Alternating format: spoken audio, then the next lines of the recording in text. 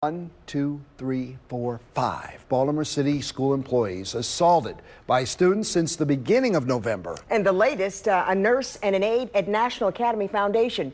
As WMER2 News' Abby Isaacs explained, the student allegedly responsible for this attack hit a cafeteria worker, same school, just 3 weeks ago. Abby? That's according to the Baltimore Teachers Union president, who says under no circumstances should that student have been readmitted to the school after the assault in November. The decision has unions and parents questioning the system. I feel horrible.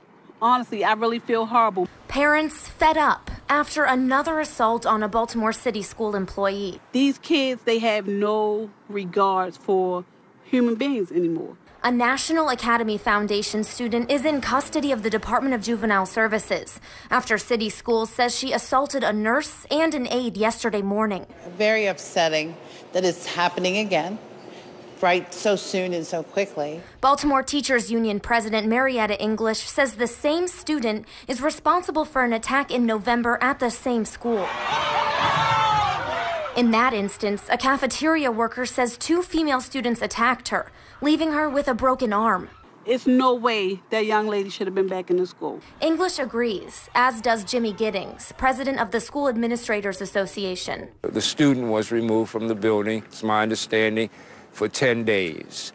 That is wrong. We cannot have our teachers and our administrators assaulted on an everyday occurrence. It's ridiculous. It's the latest in a string of attacks on city employees. We should be able to teach without worrying about any kind of violence. Last month, teacher Camille Hinman was hit by a student at Frederick Douglass High School. Sometimes I feel like I'm still in complete shock. And later in November at Baltimore Polytechnic Institute, a student assaulted a teacher as others intervened. Before it gets better, it's going to get a lot worse if these situations aren't handled properly. City Schools says the students face consequences in accordance with the district's code of conduct. The code says an attack against school personnel is a level 2 through level 5 offense, so the appropriate response ranges from detention to expulsion. The lack of clarity is why the teachers union has formed a school safety task force.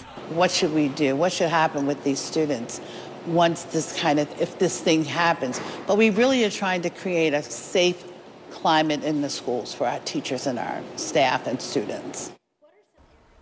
AFSCME, the union representing Baltimore City school employees, including the 2 women attacked yesterday, says they're both beaten and bruised, but they're doing okay. The union is now demanding the district hold violent students accountable. They're part of that school safety task force. They're meeting again in the beginning of January to examine the code and see what consequences need to be strengthened. Then some recommendations will be out shortly after.